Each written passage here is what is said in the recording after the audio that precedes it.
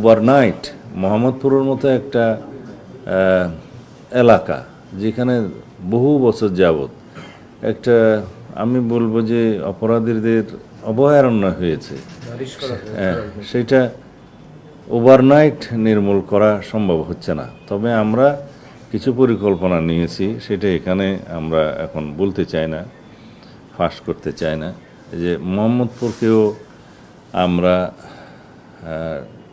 নিয়ন্ত্রণে নিয়ে আসবো ইনশাআল্লাহ। সেখানে অপরাধীদেরকে নির্মূল করা হবে পর্যায়ক্রমে। এটা পরিকল্পনার বিষয়, আমরা সেভাবে আগাবো।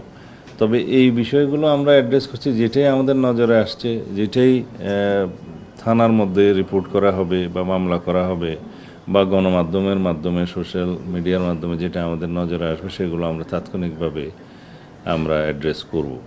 তো এইভাবে আমরা করে যাচ্ছি ইনশাআল্লাহ। এই পর্যন্ত বিগত 3 মাস, 3.5 মাসে বাংলাদেশ পুলিশের যে অ্যাক্টিভিটিস, এখানে আমাদের আনন্দিত হওয়ার অনেক বিষয় আছে।